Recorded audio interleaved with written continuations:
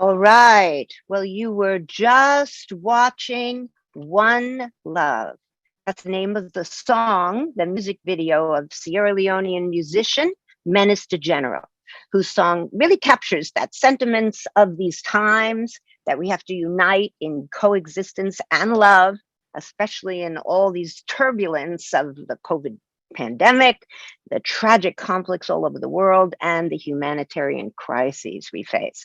Well, that song is a perfect setup to our event today, which is on the topic of the pivotal role of faith leaders to promote spirituality, solidarity, and a culture of peace to combat stigma and conflict during the pandemic recovery. Well, this event is taking place during the annual World Interfaith Harmony Week. This week was first proposed by King Abdullah II of Jordan at the United Nations in 2010 and became a UN General Assembly resolution that declared the first week of February every year as World Interfaith Harmony Week, calling on governments, civil society, and religious organizations, all of whom we have collected here today, to host events like this one, bringing together people of different faiths and cultures and beliefs to advance the culture of peace and harmony. Well, I'm your moderator. Welcome, Dr. Judy Kuriansky. I'm a psychology professor at Columbia University Teachers College and a representative of the International Association of Applied Psychology in consultative status to ECOSOC at the UN, where I've been advocating about mental health and well-being for many years. And in this core group, as a trustee of the United African Congress, putting on these events. As you will hear at this event from multi-stakeholders, as we call it, in the spirit of togetherness or multilateralism, word we use at the United Nations. They include representatives of our sponsors from UN missions, our main sponsor, the Mission of Sierra Leone, and our member state co-sponsors, the missions of Canada and the kingdoms of Morocco and of Bahrain and the Holy See, as well as representatives of our civil society partners. This year is very significant as it marks our 10th year of doing these events for the World Interfaith Harmony Week, which you could actually read more about on the UN website, where all the events in the past are there. We hold these under the descriptive banner of building bridges across boundaries. Our civil society partner co-sponsors today include the United African Congress, Give Them a Hand Foundation, the International Association of Applied Psychology, Buddhist Light International Association, the Nusantara Foundation, and the UN Staff Recreation Council Enlightenment Committee, with considerable support from the News and Media Division and the Civil Society section of the United Nations Department of Global Communications. So here's a look at what we've done over the years.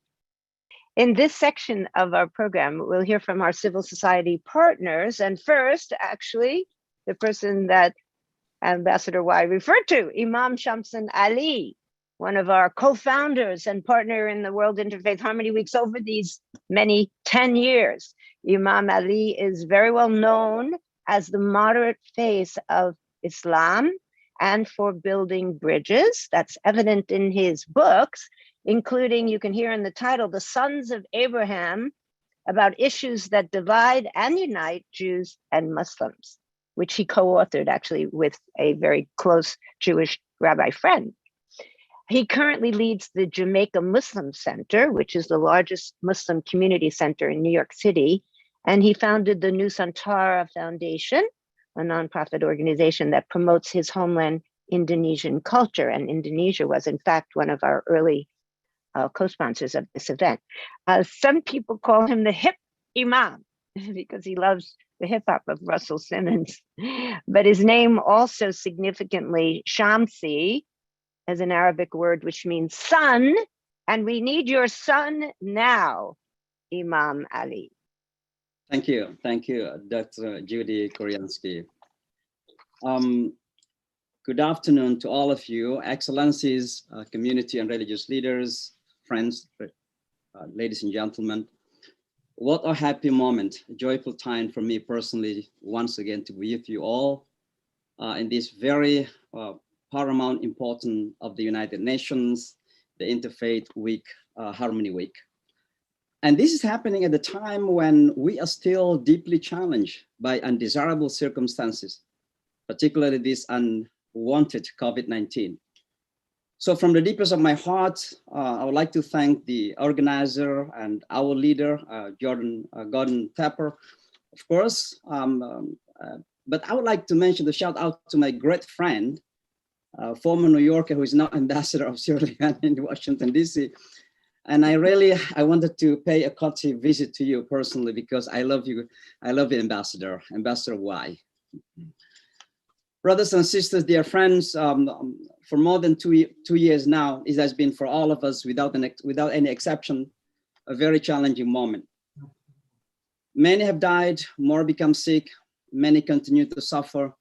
And this pandemic has been so damaging to our economic, social, and even religious and spiritual lives. We all surely know that there are only two possibilities in front of us.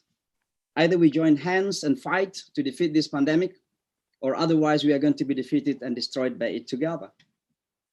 For those of us who believe passionately in our respective religious beliefs, I am confident that all religious teachings teach us to nurture love and compassion in our heart, to advance togetherness and unity, to build friendship, brotherhood, and partnership for common good. We thank God that in the midst of this trying time, we have found strength and wisdom. We have found courage and motivation to continue to move on and to strengthen our struggle to go through this challenge. The challenge, in fact, reminds us of our common solidarity, reminds us of our common humanity, reminds us of our common interests, and reminds us of our shared aspiration and destiny. We have come to realize once again that we are all indeed on the same boat. The Prophet Muhammad, peace be upon him, reminded us the believers in their kindness, compassion, and sympathy is just like one body. When a part of the body suffers, the whole body will suffer pain and fever. In the meantime, the world we live in today, a world which is full of paradoxes, unfortunately. People claim to be more advanced in telecommunications. Instead, miscommunication among people have become much more common. People claim to have advanced minds and civilization. Instead, we see people behave, and I'm sorry to say this, act foolishly and uncivilized. To face this unfortunate situation, we are reminded by a verse in the Quran, "O mankind, we created you from a male and a female, and we made you into nations and tribes so that you get to know one another. The best of you in the sight of God are the most righteous." The word ta'aruf in this verse of the Quran, which means getting to know one another, in fact, doesn't only mean to get to know one another, but it's about building a sincere commitment to join and to extend our hands to one another to build a better world for everyone to live. So let me leave you with these several points. First, all of us must challenge ourselves to go beyond our comfort zone of our egoistic tendencies, particularly when it comes to our religious views, where often we use our religious conviction as a justification for division, hatred, and even violence. It's a time to redirect our religious views and utilize our religious conviction for common good, for our common humanity. Second, we must continue building an awareness that in this global world, no single person, no single community, even country, can do things without the others. Our world has become so interconnected and interdependent. Therefore, we must challenge ourselves to learn to be collectively responsible. The challenge of our moment is not a responsibility of particular people or nations, it is our shared responsibility. Third, we must be courageous enough to remind those in authority to take their responsibility seriously. And one of the most important responsibilities of our leaders, and I mean here particularly our political leaders, is to ensure equity and social justice for all. For those in the United States, the phrase "we the people and justice for all" in the Constitution must not remain only slogans. It is a time for our leaders to act and to ensure social justice for all. Fourth, there are still many of our brothers and sisters around the world who are struggling for basic human rights, including the right to freedom. We remind our leaders, including the United Nations in this regard, to do every possible way to ensure that all people have their basic rights granted and honored. Finally, it's a time has come for all people to accept that none is superior over others in the merit of their race, ethnicity, skin color, cultural, and religious affiliations. In fact, in my view, there is only one who is superior, God himself. And this God's superiority has been equally granted to all mankind. And that made us all equal in the sight of God. So finally, my friends, let me make it clear once again, the most evident threat to our world peace is injustice itself. So let's continue fight for justice and peace. And remember, it is enough for evil to thrive when the good people say, I do nothing. And I thank you. Thank you, Imam Ali. We'll heed your call to courage.